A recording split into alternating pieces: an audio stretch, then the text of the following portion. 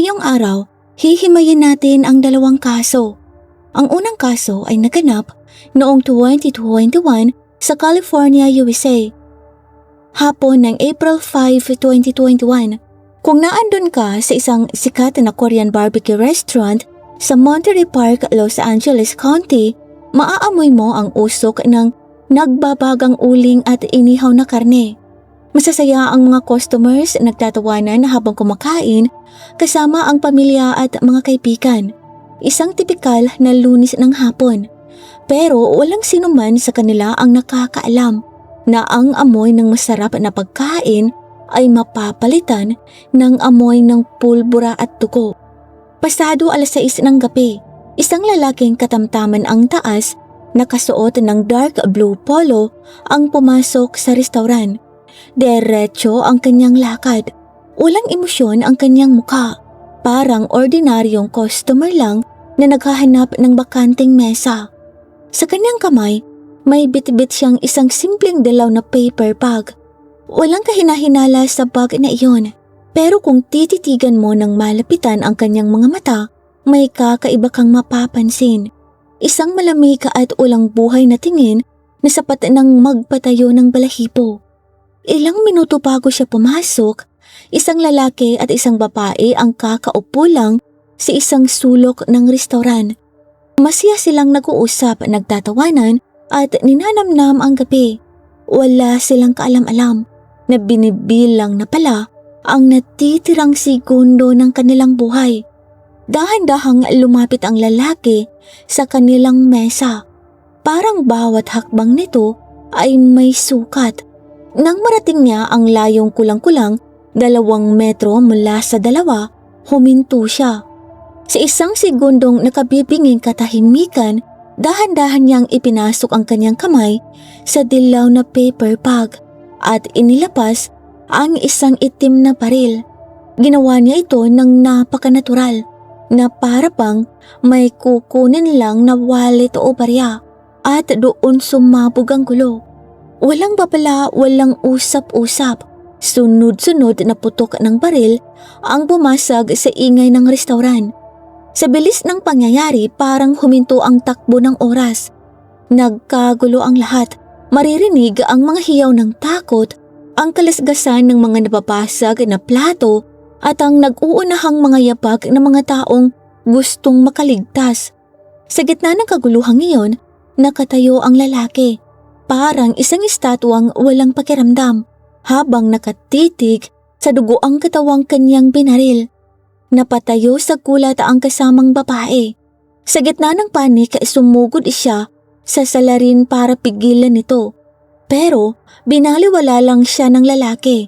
Sa isang malakas na tulak, napahiga ang babae sa sahig.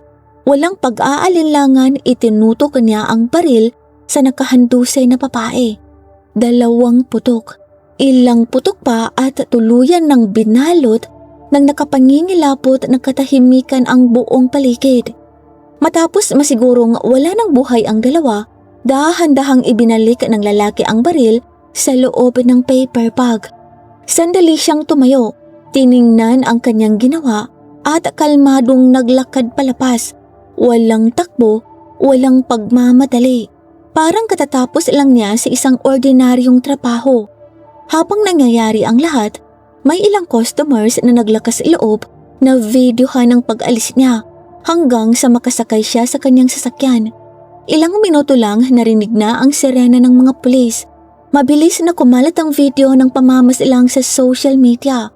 Nagdulot ito ng matinding takot at galit lalo na sa komunidad ng Chinese American sa Amerika. Bakit nagawa ng lalaki ang ganong karumal-dumal na krimen? Ano ang koneksyon niya sa mga biktima? 2 araw ang lumipas noong April 7. Nahuli ang suspect sa border ng US at Mexico habang sinusubukang tumakas. Doon na nakilala ang salarin. Siya si Ching Yexin, 38 years old. At dito mas lalong kinilabutan ng publiko. Ang pinatay niyang babae ay walang iba kundi si Wang Lingling, ang kanyang mismong asawa. At ang lalaki naman ay si Li Xiaoming na napag-alamang may lihim na relasyon kay Lingling. Sina Yexin at Lingling ay parehong lumaki sa Jing County sa China. Kilala si Yexin bilang isang tahimik at sarado ang personalidad. Matapos silang makasal at magkaroon ng 2 anak na babae, nagpasya si Yexin na pumuntang mag-isa sa Amerika noong 2013. Nagtrabaho siya sa mga restaurant at construction site upang mag-ipon. Noong 2015, matapos makakuha ng green card, sa wakas ay napasunod-sunod niya ang kaniyang pamilya sa Amerika. Akala nila ito na ang simula ng kanilang American dream. Pero mahirap ang buhay emigrant. Walang kamag-anak si Yexin, kakaunti ang kaibigan at lalo pa silang nahirapan nang magsimula ang pandemya. Nawalan siya ng permanenteng trabaho. Ang naging mundo na lang niya ay ang pag-aalaga sa kanyang 2 anak sa bahay. Ayon sa isang kababata ni Yexin na nasa Amerika rin, hindi naman daw marahas si Yexin. Katunayan, bago ang insidente, tumawag pa ito sa kanya para pakiusapang bantayan muna ang kanyang mga anak. 1 minutong tawag lang daw yun, kung saan binanggit ni Yexin na gusto na niyang bumalik sa China. Sabay baba ng telepono. Pagkatapos, hindi na siya makontak. Habang walang trabaho si Yexin, ang asawa niyang si Lingling ang naging haligi ng tahanan. Nagtatrabaho si Lingling sa isang massage parlor. 6 na araw sa isang linggo mula alas 10 ng umaga hanggang alas 10 ng gabi. Dahil dito, nagpalit sila ng papel. Si Lingling ang kumikita sa labas at si Yexin ang naiiwan sa bahay para mag-asikaso ng mga bata. Dito na unti-unting nalamatan ng kanilang pagsasama. Ayon sa testimonya ng kanilang anak, ilang buwan bago ang trahedya. Hindi na natutulog sa iisang kwarto ang kanilang mga magulang. Si Lingling ay sa sofa na lang sa sala natutulog. At noong araw mismo ng pamamaril, habang nasa bahay si Yexin at ang bunsong anak, may dumating na sasakyan para sunduin si Lingling, isang lalaki na tinatawag ng mga bata na uncle. Ang masakit para kay Yexin, kitang-kita niya kung paano nag-ayos at nag-makeup ng husto si Lingling bago ito umalis. Isang bagay na hindi niya ginagawa kapag pamilya ang kasama. Para kay Yexin, ang harap-harapan at walang tagu-tagong pakikipagkita ng kaniyang asawa sa ibang lalaki ay tila isang kutsilyong paulit-ulit na sumasaksak sa kanyang dibdib. Ang galit na kay tagal niyang kinimkim ay tuluyan ng sumabog noong gabing yun. Noong October 24, 2024, formal nang sinimulan ang paglilitis kay Yexin. Sa tulong ng 3 translator, tahimik na nakikinig si Yexin sa bawat detalye ng kaso. Ngunit sa harap ng 2 kaso ng murder, mariin ang kaniyang sagot, not guilty. Dito nag-umpisa ang labanan sa loob ng korte. Noong October 24, 2014, formal nang sinimulan ang paglilitis kay Yexin. Sa panig ng depensa, ipininta nila si Yexin bilang isang mabuting ama na ibinigay ang lahat para sa pamilya. Sinabi nilang si Lingling ang nagpapaya, nakikipag-chat sa iba't ibang lalaki at harap-harapang nangangaliwa. Ikinatuwiran ng depensa na ito ay isang crime of passion, isang krimen dahil sa bugso ng matinding emosyon at paninibugho. Gusto nilang mapababa ang kaso sa second-degree murder para maiwasan ang habang-buhay na pagkabilanggo. Sa paratang naman ng prosekusyon, iba ang nakikita ng mga piskal. Para sa kanila, ito ay isang malamig at pinagplanuhang pagpatay na udyok ng pagiging makasarili at matinding possessiveness. May mga detalyeng inilatag ang prosekusyon na nagpapatunay na hindi ito biglaang desisyon lamang. Una, ang pagmamasid sa restaurant. Bago pumasok si Yexin, makailang beses muna niyang inikot ang restaurant. Parang isang hayop na naghihintay ng tamang pagkakataon para sumunggab sa kanyang biktima. Pangalawa, ang pagparada ng sasakyan. Hindi siya pumarada sa parking lot ng restaurant, kundi sa kabilang kalye. Isang malinaw na paghahanda para sa mabilis niyang pagtakas. Pangatlo, ang armas na ginamit. Bagamat may 6 na rehistradong baril si Yexin sa kanilang bahay, ang ginamit niya sa krimen ay isang modified na walang rehistrong baril para mas mahirap itong matunton ng mga otoridad. Pang-apat, ang paghahanda sa mga anak. Bago ang pamamaril, tinuruan pa ni Yexin ang kanyang mga anak kung paano buksan ang vault sa bahay kung saan nakatabi ang kanilang mahalagang dokumento at pera. Noong November 1, 2024, ibinaba ng hurado ang kanilang desisyon. Napatunayang guilty si Zheng Yexin sa 2 kaso ng first-degree murder. Sa ilalim ng batas ng California, ang parusang naghihintay sa kanya ay habang buhay na pagkakabilanggo ng walang tsansa para sa parol. Sinasabing dinalangin na Yexin at Lingling ang kanilang mga pangarap mula China patungong Amerika upang magkaroon ng mas magandang bukas. Ngunit sa ilalim ng bigat ng buhay, nagkalamat ang kanilang relasyon na nauwi sa isang madugong trahedya. Isang malungkot na realidad na sumasalamin din sa tahimik na pakikipaka ng marami pang pamilyang emigrant sa buong mundo.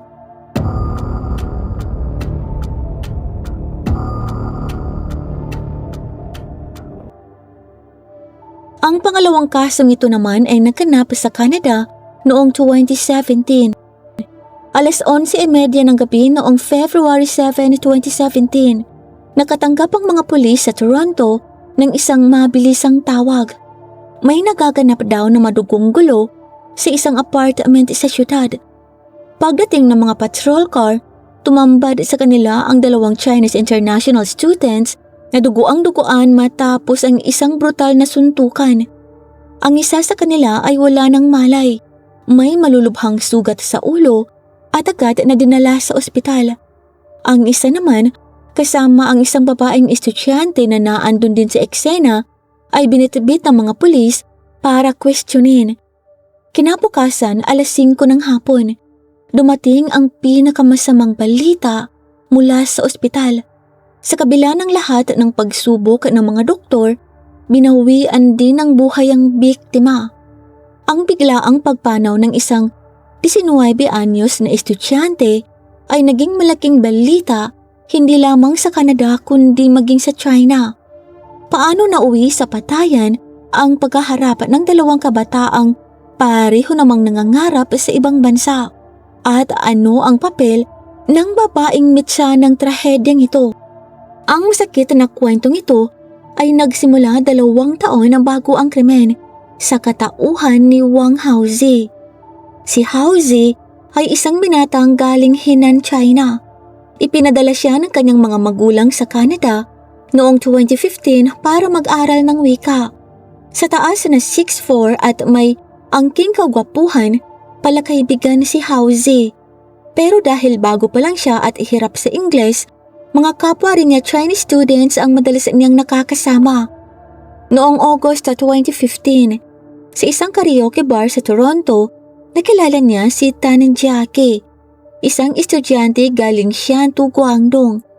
Isang gabi lang, nahulog na agad ang loob nila sa isa't isa. Naging sunod-sunod ang kanilang mga date. Mahal na mahal ni Haozi si Jackie. Kaya naman, ginawa niya ang lahat para mapasaya ito. Mga singsing na may brilyante, mamahaling kwintas, branded na bag at sapatos. Lahat ng luho ay ibinigay niya sa nobya. Hindi mayaman ang pamilya ni Haozi. Ang kanyang mga magulang ay may maliit na negosyo lang sa China at nagpapaaral pa ng kanyang bunsong kapatid. Para mapagbigyan ang mga luho ni Jackie, nagsimulang magsinungaling si Haozi sa kanyang mga magulang. Humihingi siya ng pera para raw sa matrikula. Ngunit sa loob ng 2 taon, umabot sa 100,000 Canadian dollars o halos 4.1 million pesos noong panahong iyon ang naubos niya para kay Jackie, habang ang kanyang pag-aaral ay napabayaan na. Si Jackie naman ay 19 anyos pero nasa grade 11 pa rin dahil sa bagal ng kanyang pag-aaral sa Ingles. 2 beses lang siya kung pumasok sa isang linggo. Pero laging nakapormang pang modelo kapag dumarating sa eskwelahan. Madalas siyang ihatid sundo ni Hauzy gamit ang taxi. Kahit nagtitiis si Hauzy na magtipid sa sarili niyang pagkain para lang may maipamasahe at maibili ng regalo ang nobya. Ngunit walang kamalay-malay si Hauzy na habang nagpapakasira siya sa utang, may ibang lalaki na palang pumupuno sa mga panahong wala siya. Ang lalaking ito ay si Fan Boxiao. Galing naman sa Huizhou, Guangdong. 6 na taon na siya sa Canada. Mahilig mag-boxing at madalas ipagmalaki ang kanyang maskuladong katawan sa social media. Laging naka-Amerikana at may bitbit na briefcase kung pumasok sa school. Isang taong maautoridad tingnan, ngunit kilala rin sa pagiging mainitin ng ulo. 2 buwan bago ang trahedya, nakakilala sina Boxiao at Jackie sa isang event. Mabilis na nakuha ni Boxiao ang pansin ng babae. Tulad ni Hauzy, humingi rin si Boxiao ng pera sa kanyang pamilya sa China sa dahilan na pambayad daw sa tutor. Pero ibinibili lang din pala ng mga branded na gamit para kay Jackie. Hindi malinaw kung kailan eksaktong pinagsabay ni Jackie ang dalawa. Ayon sa mga kaibigan ni Hauzy, hindi pa sila opisyal na hiwalay. Pero para sa mga kaibigan ni Jackie, tapos na raw ang relasyon ng dalawa. Ang magulong ugnayan nito ang naging mitsa ng hitwaan. Nang malaman ni Hauzy ang panluloko, sunod-sunod na mensahe ang ipinadala niya kay Jackie. Galit na galit siya dahil sa biglaang pagpapalit sa kanya ng babae. Hinamon din niya ang bagong nobyo nito na si Boxiao na magkausap sila ng lalaki sa lalaki. Noong gabi ng February 6, 2017, pumunta sina Jackie at Boxiao sa tinutuluyang apartment ni Hauzy. Pagkakita pa lang ng 2 lalaki, agad na nag-init ang kanilang mga ulo. Nagkasuntukan sila sa kama. Ngunit sa tulong ng roommate ni Hauzy na si Eric, napaalis muna ang dalawa. Ngunit hindi doon natapos ang gabi.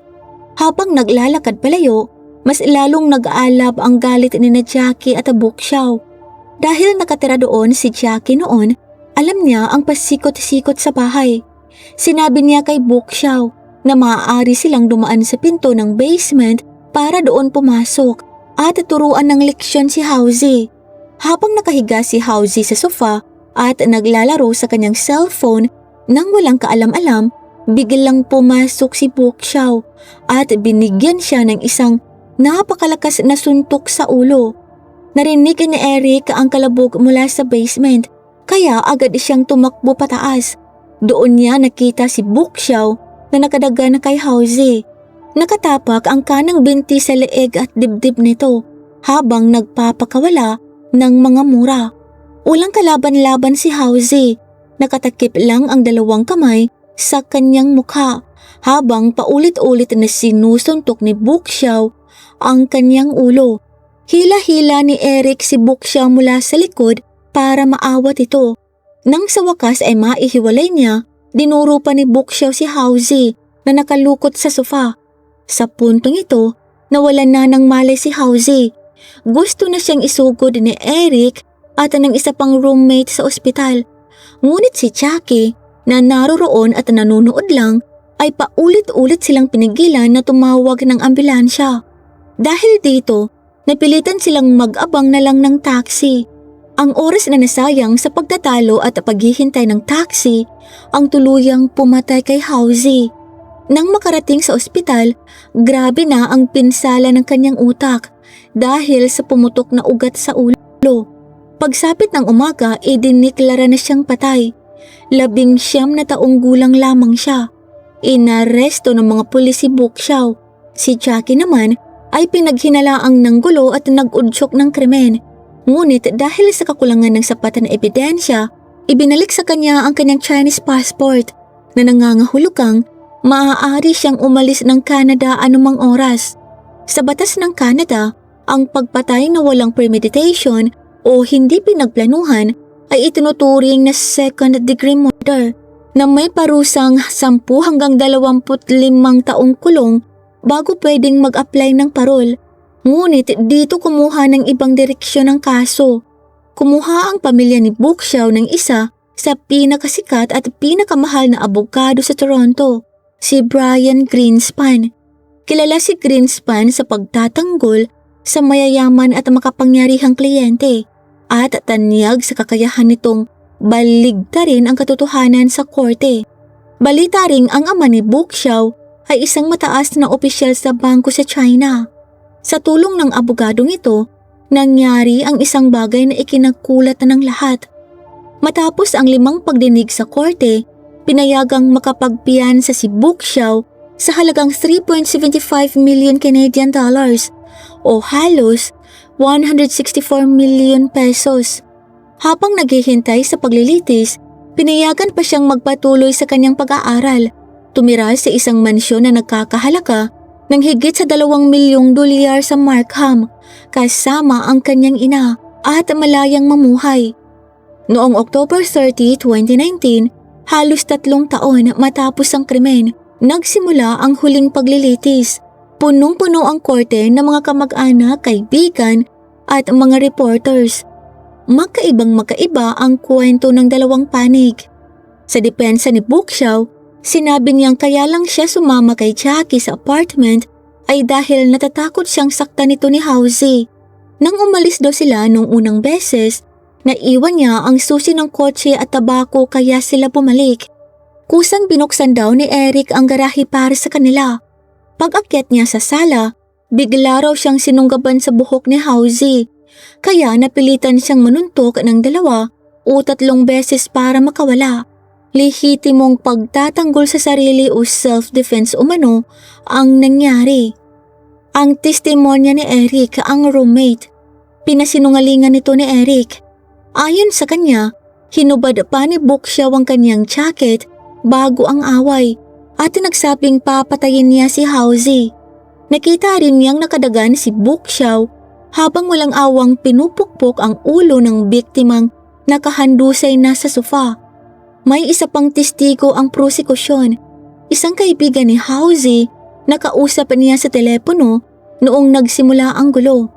Narinig daw nito ang sigaw na alinman sa "Sige, patayin mo ko" na nagpapakita ng kawalang pag-asa ni Housey habang binubugbog, o "Sige, papatayin kita" na ayon naman sa depensa ay patunay na si Housey ang gustong umatake.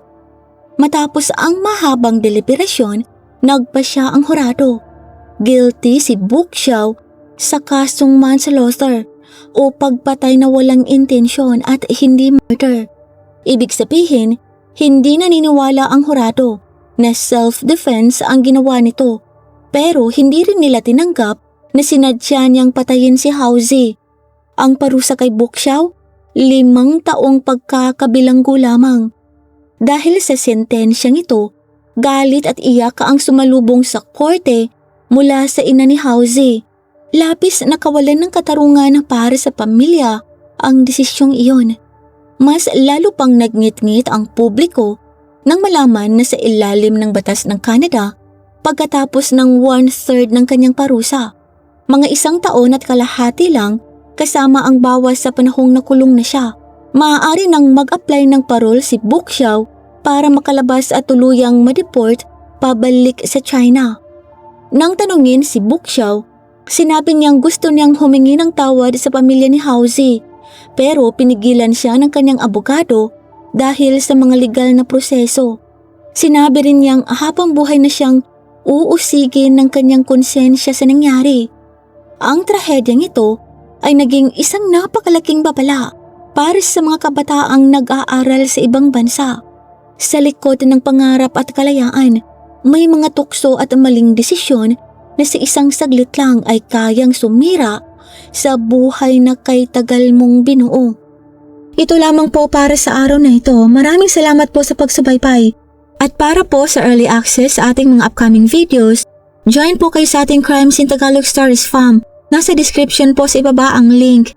Ito lamang po para sa araw na ito. Magkita po tayo sa susunod na kwento. At sa muli, mag-ingat po tayong lahat. Paalam!